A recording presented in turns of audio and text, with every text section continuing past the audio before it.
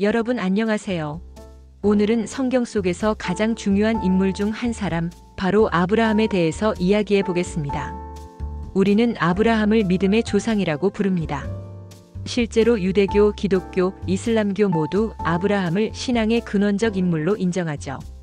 세상의 절반이 넘는 인구가 아브라함을 신앙의 뿌리로 삼고 있는 겁니다.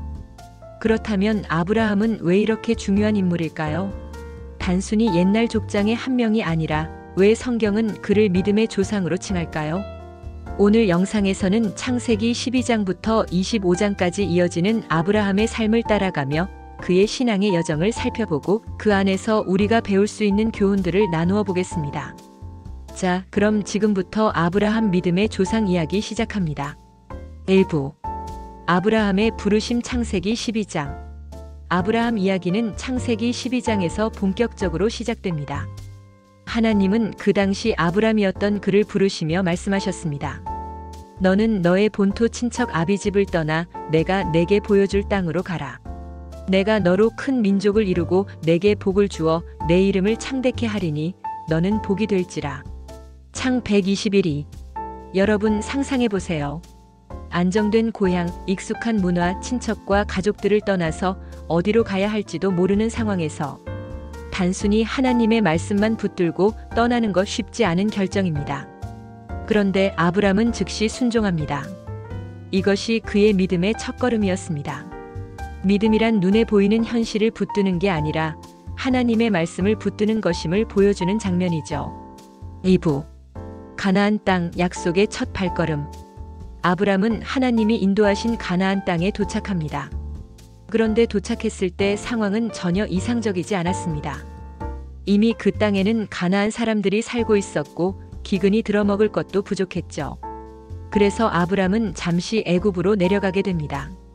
여기서 한 가지 흥미로운 사건이 일어나죠.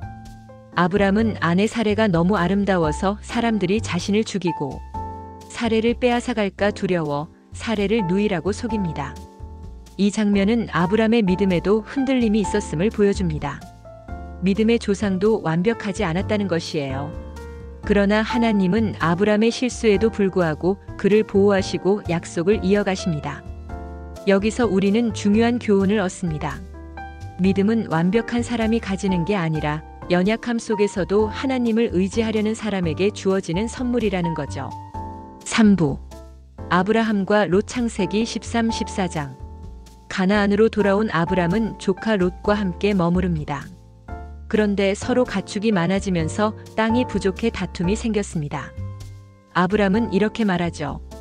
우리는 한 친족이라 서로 다투지 말자. 내가 좌하면 나는 우하고 내가 우하면 나는 좌하리라. 창 138구. 아브람은 믿음으로 양보합니다.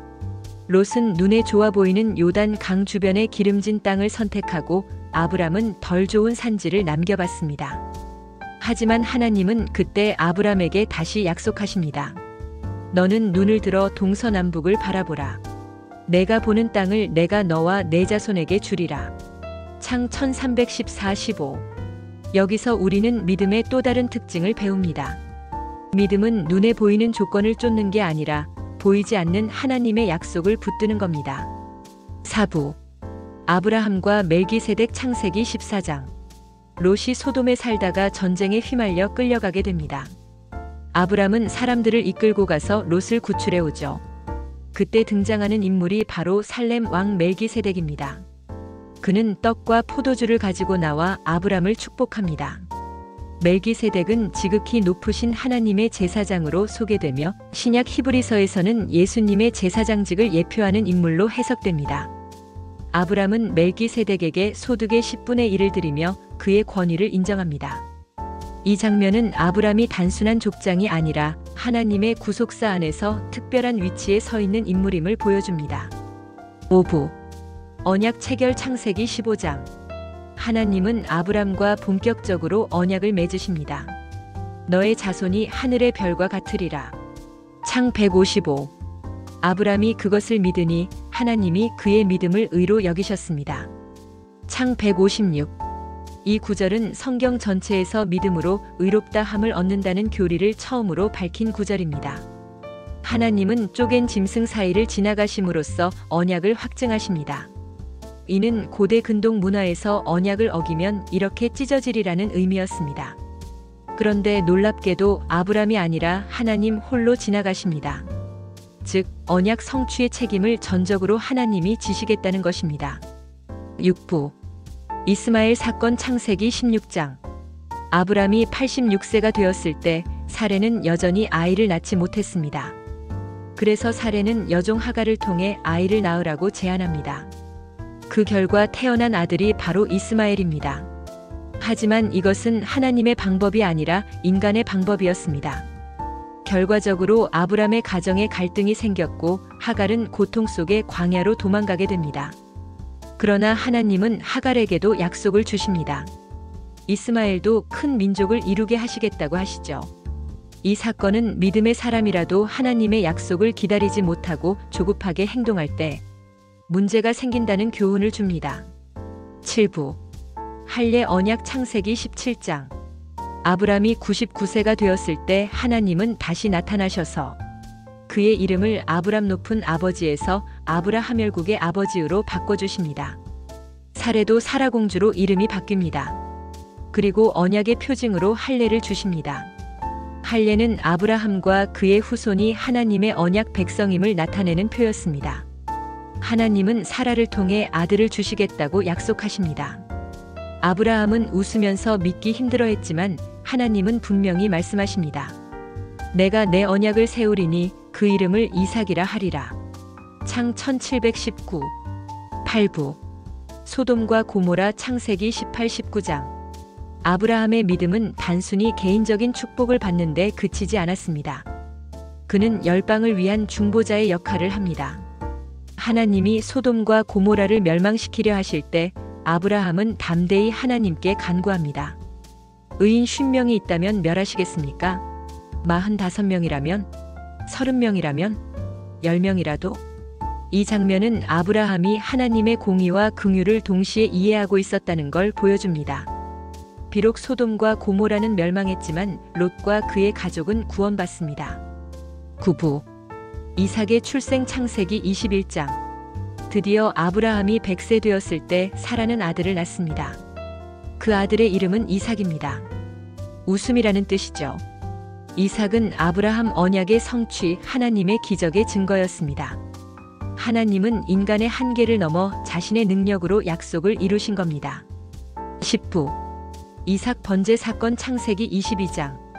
아브라함의 믿음 여정에서 절정은 바로 창세기 22장입니다. 하나님이 아브라함에게 말씀하십니다. 내 아들, 내 사랑하는 독자 이삭을 모리아 땅으로 가서 번제로 드리라. 여러분, 이게 얼마나 충격적인 명령인지 상상해 보세요. 평생 기다린 아들, 약속의 아들을 바치라니요.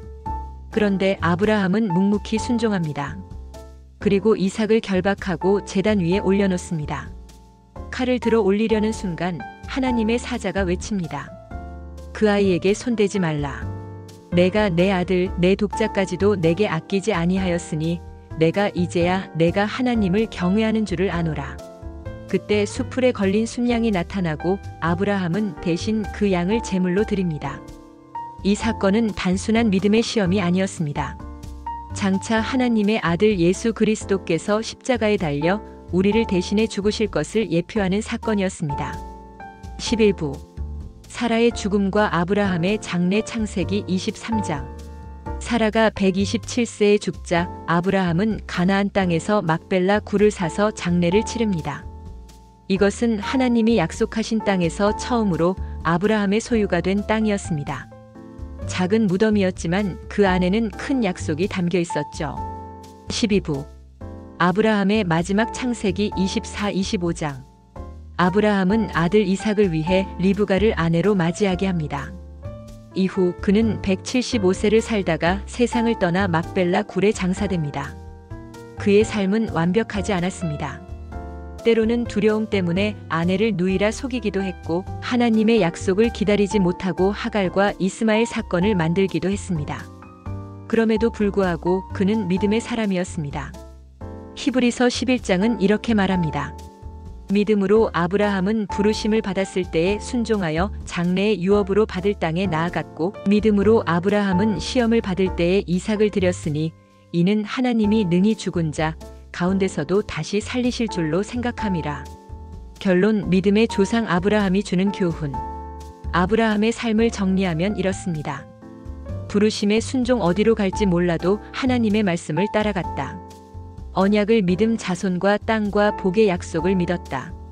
실수 속에서도 회복, 연약했지만 하나님의 신실하심이 더 컸다. 헌신의 절정, 이삭 번제를 통해 하나님께 모든 걸 드렸다. 믿음의 유산, 그의 후손을 통해 메시아 예수 그리스도가 오셨다. 아브라함은 완벽한 사람이 아니었습니다. 하지만 그는 하나님의 말씀을 붙들고 때로 흔들리면서도 끝까지 믿음으로 살았습니다. 그래서 그는 믿음의 조상이라 불립니다. 오늘 우리는 아브라함의 이야기를 따라가 보았습니다. 그의 삶은 우리에게 이렇게 말합니다. 믿음은 완벽한 삶을 사는 게 아니라 완벽하신 하나님을 붙드는 것이다. 여러분도 인생의 여정에서 때로는 흔들리고 실수할 수 있습니다. 하지만 아브라함의 하나님, 곧 우리의 하나님은 언제나 신실하시고 약속을 반드시 이루십니다. 그러니 우리도 믿음으로 오늘을 걸어갑시다. 영상이 도움이 되셨다면 구독과 좋아요, 알림 설정 잊지 마시고요. 저는 다음 시간에 더 깊은 성경 이야기로 찾아뵙겠습니다. 감사합니다.